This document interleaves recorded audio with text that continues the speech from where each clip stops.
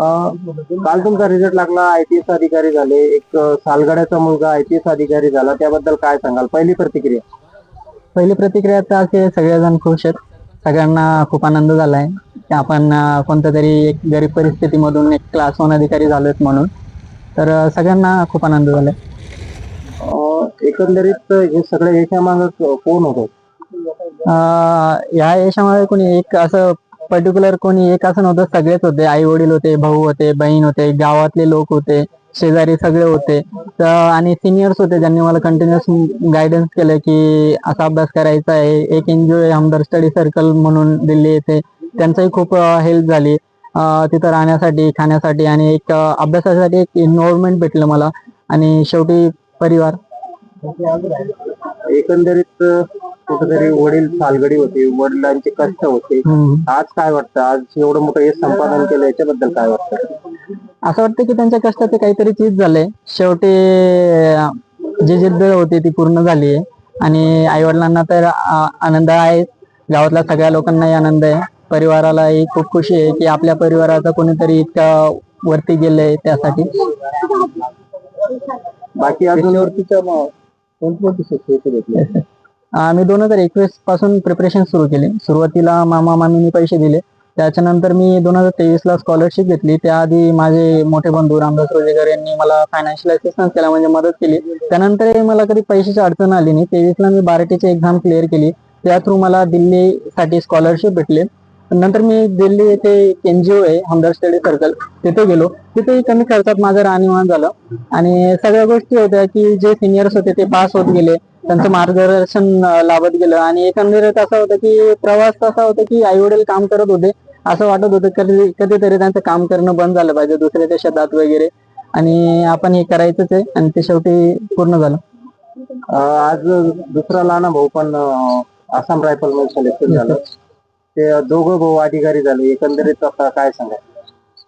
शेवटी तेच होतं की कोणीतरी लागलं पाहिजे घरातलं, म्हणजे फायनान्शियल जे इन्सेक्युरिटी होती, म्हणजे विकनेस होती घरामध्ये, ती भरून निघल.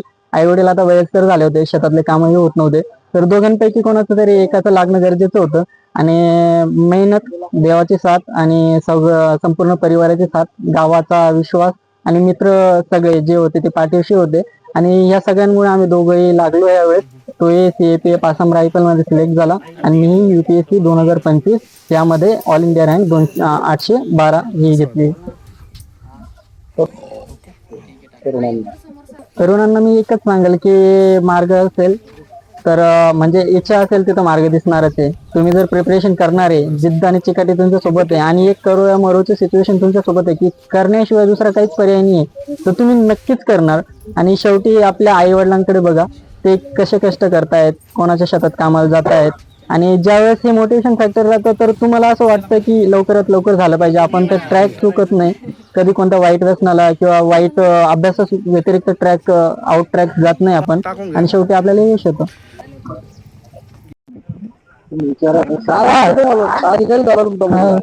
चांगलं वाटतं. अडचणी काय आलं? काही नाही, 6 महिने घालून लोकांची कामं केली, शिकवल्या परिस्थिती आता चांगला वाटतं, आनंद झाले.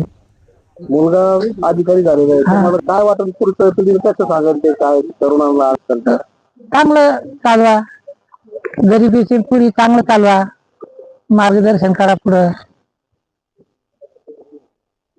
आमच्या गावचा सुपुत्र भिकन जगन रोजेकर याची IPS म्हणून 812 रँकने नियुक्ती झाली, त्याच्याबद्दल त्याचं सर्वप्रथम अभिनंदन करतो. वडील सालगडी आणि अत्यंत प्रतिकूल परिस्थितीवर मात करून त्यांनी यश संपादन केलं, हे आमच्या गावासाठी नक्कीच अभिमानास्पद आहे. म्हणून त्याचंही अभिनंदन. आणि आमच्या गावातील प्रत्येक युवकाला, प्रत्येक विद्यार्थ्यांनी त्याच्यापासून काही आदर्श घ्यावा, याशी आमच्या विद्यार्थ्यांना विनंती करतो. आणि वडील सालगडी मेहनत, प्रचंड कष्ट, आई वडील रोज मजुरीने जायचे आणि त्याला पैसा त्या ठिकाणी पुरवण्याचं काम केलं, आणि त्यानं त्याचं चीज केलं.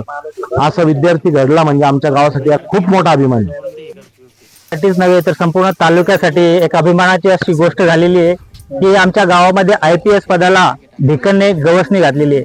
आपण बघतोय की अत्यंत हलाखीच्या परिस्थितीमध्ये कष्टाचं चीज भिकनने केलंय. निश्चितच भिकनच्या माध्यमातून निश्चितच आमच्या गावातील युवकांना मार्गदर्शन मिळेल आणि भविष्यात हे काही शिक्षकांचं गाव म्हणून ओळखलं जायचं, हे निश्चितच अधिकाऱ्यांचं गाव म्हणून ओळखलं जाईल अशी आम्हाला अपेक्षा आहे. आम्ही दोघं सोबत म्हणजे एका वयाचे. जेव्हा तो म्हणजे आम्ही एका वर्गात शिकलेलो, हॉस्टेलला सोबत राहिलेलो, 10वीला पण सोबतच एकाच शाळेत होतो. नंतर तो दिल्लीला गेला. त्याचं ज्यावेळेस ग्रॅज्युएशन झालं त्यानंतर आम्ही दोघं दिल्लीला गेलो. त्यावेळेस त्याची अशी सिच्युएशन होती, कारण की इथलं वातावरण आणि तिथलं वातावरण, या वातावरणामध्ये खूप चेंजेस. त्यावेळेस तो म्हणायचा रात्रीचा म्हणजे रात्र झालेली तिथं गेल्याच्या नंतर तो म्हणायचा की नको भाऊ, यार आपल्याला जावं लागतं, आपण इथं मॅनेज होईल का, मला इथं उद्याच्याला एकट्याला राहायचंय, मी होईल का. मी त्याला सांगितलं की भावड्या, आपली परिस्थिती बघ, तू तिथं चैनीनं झोपशील का इथं चैनीनं झोपशील. त्यांनी विचार केला, तो राहिला. आता त्याचं म्हणजे जवळपास 5 वर्ष झाले त्याला. मागच्या वर्षी तो म्हणजे त्याचं काही यांनी तो मेन्स मध्ये म्हणजे मेन्स त्याची क्लिअर झाला नव्हता. त्यावेळेस तो एवढा डिप्रेशन मध्ये गेला होता, तो अक्षरशः फॅमिलीचे ना मित्राचे ना कोणाचेही कॉल रिसिव्ह करत नव्हता. या गोष्टीमध्ये जसे की माझे भाऊ अगोदर बोलले, त्यांनी परत फॅमिली, आई वडील यांचा विचार करून तो स्वतः या गोष्टीतनं बाहेर आला आणि परत नव्यानं सुरुवात केली. आणि या धाडसाला मी खरंच त्याला नमन करतो. त्यांनी साध्य करून दाखवलं. तो नेहमी म्हणाय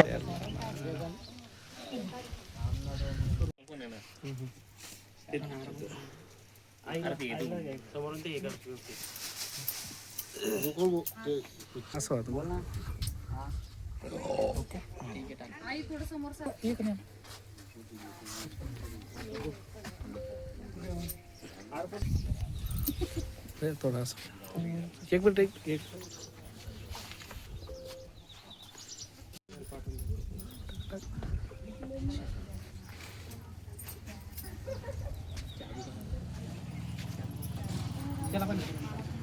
तू पण